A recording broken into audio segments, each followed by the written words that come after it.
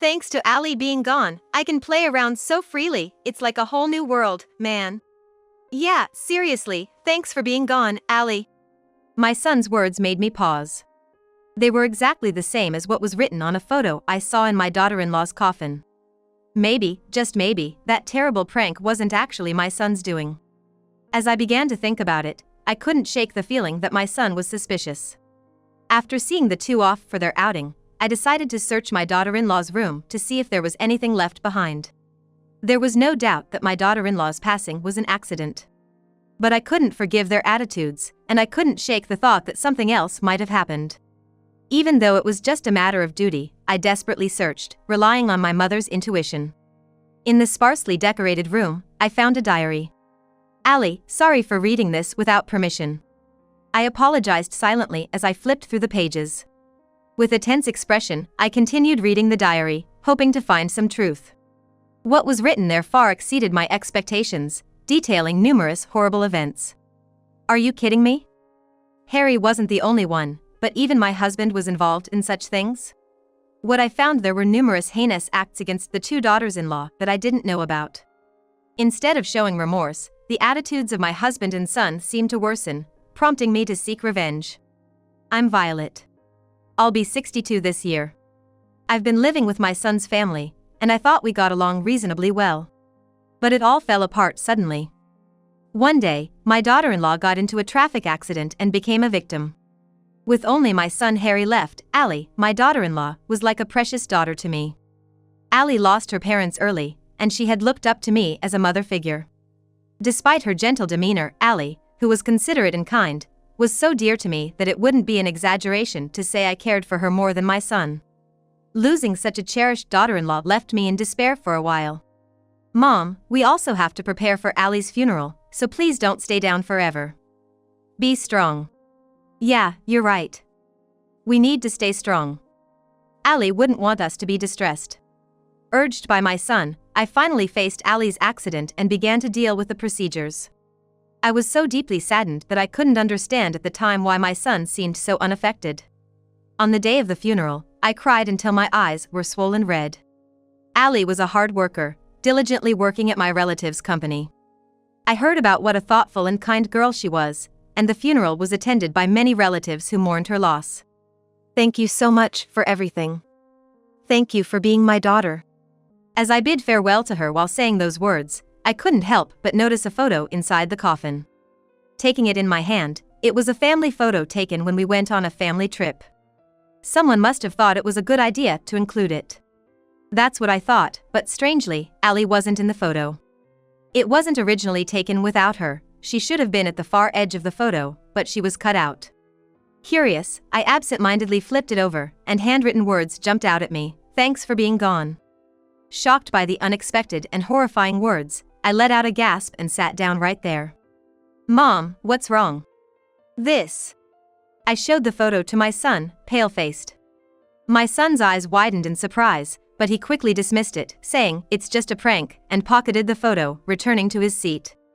I couldn't believe my son's reaction and instinctively called out to him, raising my voice. Just a prank? That's ridiculous. Who would do something so insensitive in a place like this? Please, be quiet until the funeral is over. We can talk about it later. Talk about it later?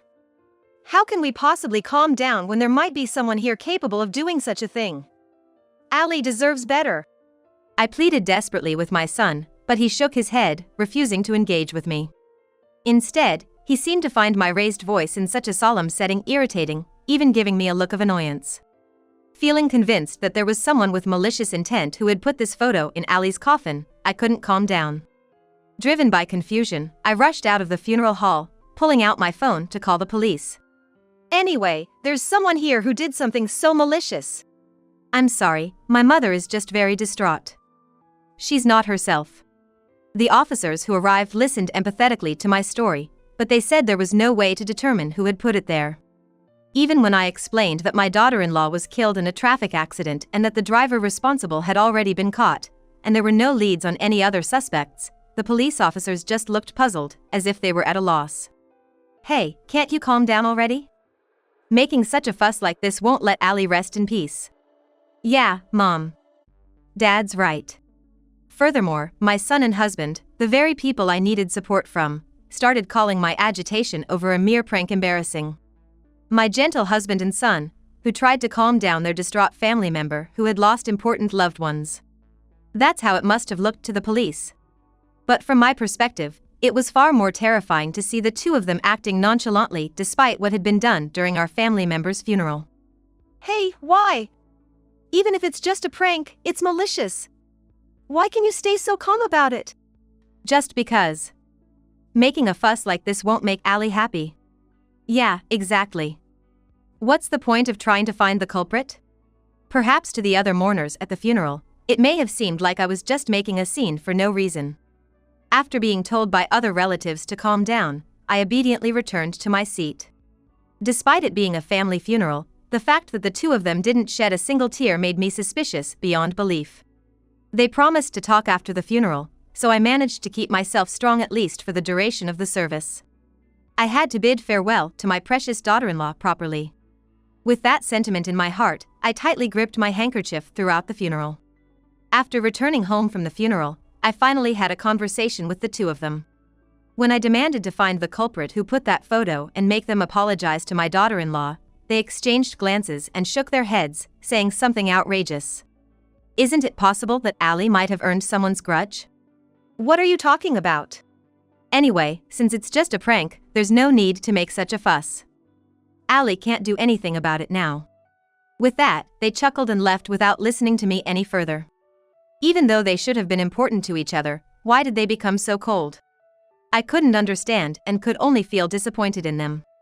After the funeral, they didn't even pray in front of Allie's photo, and they frowned at me when I did it, showing their disdain. Maybe one of them wasn't the one who put that photo. As such thoughts crossed my mind, they started doing things that seemed to confirm it. My husband, who had always enjoyed activities like horse racing, and my son, who had been influenced by him. Since the funeral, they had been going out to play quite frequently. I must say, you two seem to be having quite a good time. Must be nice to have such a good budget for outings. We're doing okay as usual. It's just that we got some money for entertainment purposes. Where did you get that money from? It's from Allie's insurance. I was speechless at my son's casual remark about something so outrageous. Of all things, these two had referred to the insurance money from the deceased family member as money for entertainment. Unable to say anything in response to their heartless words, I lost faith in them. While I stood there pale-faced and speechless, they continued speaking with a laugh. Thanks to Allie being gone, we can play around so freely, it's like a whole new world, man. Yeah, seriously, thanks for being gone, Allie. My son's words made me startle. Come to think of it, the same words were written on the back of the photo I saw that time. I began to wonder if my son had actually done it, and I couldn't help but feel increasingly suspicious of him. After seeing the two off for their outing, I decided to search my daughter-in-law's room to see if there was anything left behind. It had been left untouched since the accident. I searched through my daughter-in-law's room, looking around everywhere for anything that might have been left behind. Despite being repeatedly urged by my son and husband to clean up quickly, I couldn't bring myself to tackle it right away and left things as they were. It was in that sparsely furnished room that my son's character became apparent. I found a diary. Allie, sorry for reading this without permission. With that apology in my heart, I turned the pages. With a nervous demeanor, I read through the diary, hoping to find some truth. What I found there far exceeded my expectations. It was a series of terrible events. Are you kidding me? Not just Harry, but even my husband was involved in such things? The diary detailed numerous harassments from my husband and son. It seemed my husband had been treating Allie like a servant in my absence, issuing various orders and harassment. Furthermore, there were accounts of discussions with my son about these issues. However, it seemed my son refused to listen and even joined in on disparaging behavior with my husband. Under the guise of decency, they repeatedly harassed her behind closed doors, and Allie endured it all without complaint, as recorded over many days. Seeing this, a question arose in my mind. Why didn't you ever talk to me about it?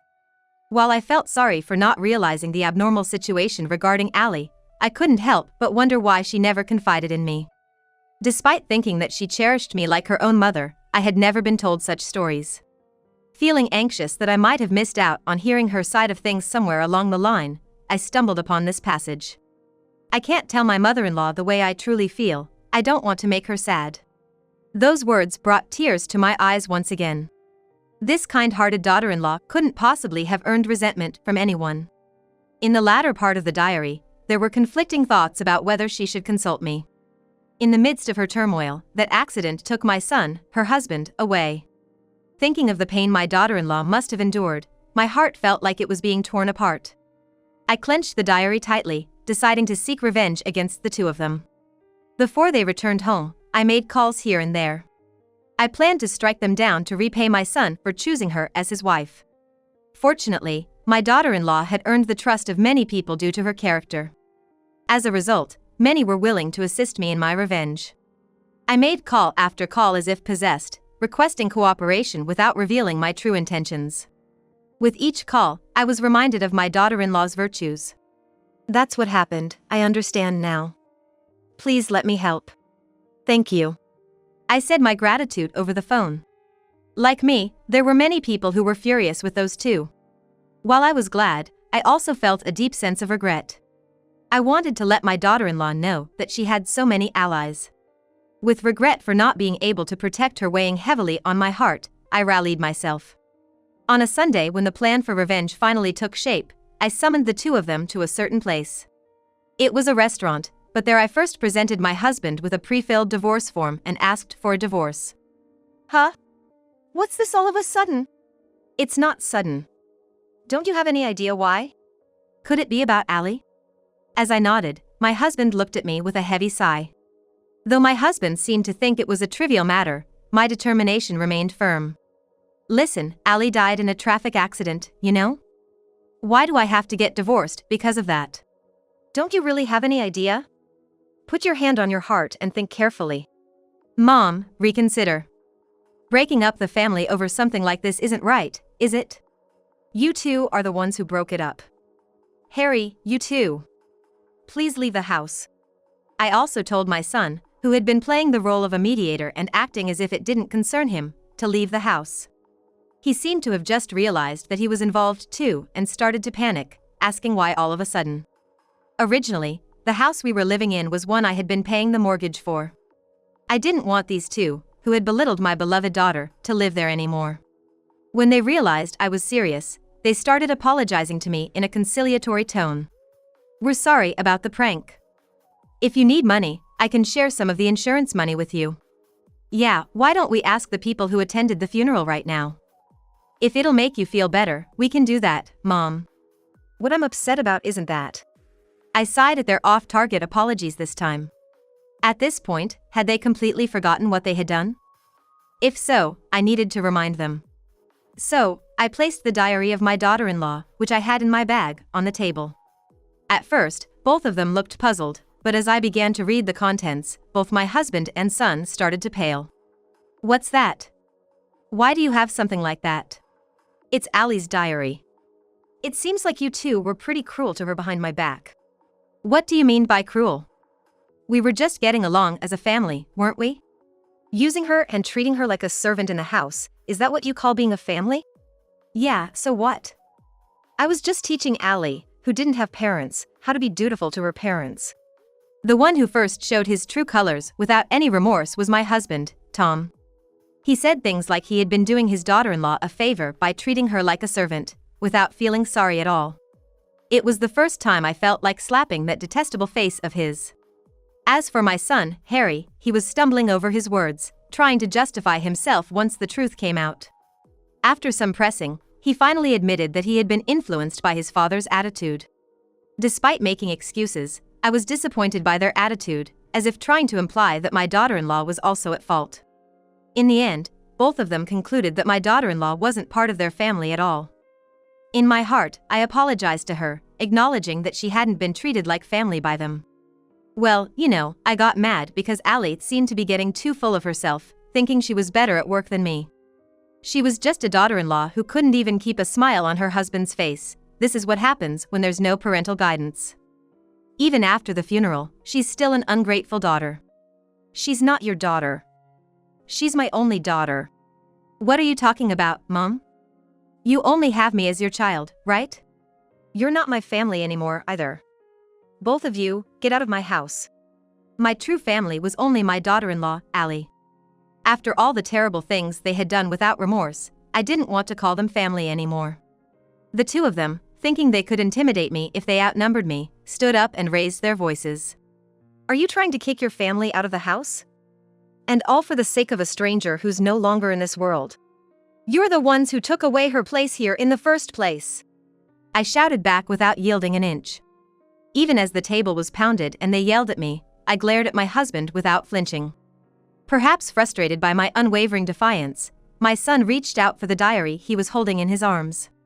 Just as he was about to snatch it away, it was the president of the company where my daughter-in-law and son worked who stopped him. Sir! What are you doing here? I heard from Violet here. Seems like you've been giving our precious employee a hard time. Seeing someone step in just in time to mediate, I breathed a sigh of relief. In fact, without their knowledge, I had invited the president who knew my daughter-in-law and his colleagues to this meeting. Seeing his senior and junior colleagues, filled with anger, gathering behind my son, he seemed to tremble.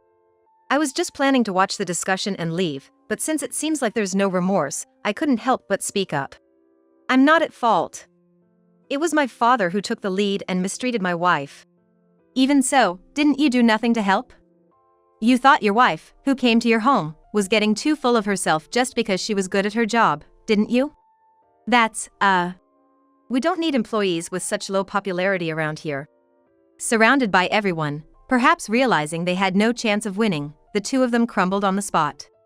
Trying desperately to beg for forgiveness now, they even prostrated themselves on the floor, but I shook my head and said, "You're asking the wrong person for forgiveness." Oh, but isn't even being on your knees too much to ask? I'm sure Allie wouldn't want to see your faces either. With that, I left them behind and walked away. Seeing their thoroughly dejected faces, I finally felt a slight sense of relief, as if a weight had been lifted off my shoulders. Having them fill out divorce papers, my husband and I officially became strangers. Yet they still lingered in the house, unwilling to leave, so I gave them a stern warning and had movers come to take their belongings away. Now, they're barely managing to get by, having rented a small, cheap apartment. The president, who had shown kindness to my daughter-in-law, deeply apologized for failing to notice her situation like I had. He also expressed considerable indignation towards my son's attitude towards his wife, informing me that he terminated his employment contract. Although he's still hanging around as a part-time worker, he's apparently feeling quite uncomfortable at work, being glared at by colleagues who know the situation. As for my ex-husband, it seemed he had used up most of his savings on horse racing and would occasionally come to my house asking to borrow money. He would complain about being scolded by our son multiple times for his reckless spending, even though our livelihood was precarious. Despite being in such dire straits, my ex-husband would come crying to me, saying he couldn't even enjoy his one remaining pleasure of horse racing. Even when pushed to the brink, he showed no remorse for his actions, and I would repeatedly send him away, threatening to call the police. Apologize to Allie. Though, even if you do, it won't make things right. I'm sorry. That's why I need you to lend me money. If you're truly sorry, why don't you find a part-time job or help our son? If our son abandons you, you'll really be left with nothing. With that, I would shut the door in his face. For a while, my ex-husband would pound on the door, cursing me and my daughter-in-law, but if left alone long enough, he would eventually disappear. In the finally quiet living room, I clasped my hands together in prayer for my daughter-in-law. I still sometimes wonder and regret if I could have done something more for her as a mother, a little earlier. The photo I found in the coffin at the time was something both my son and husband vehemently claimed to know nothing about. While I initially thought one of them was behind the ongoing harassment, perhaps it was a message from my daughter-in-law all along.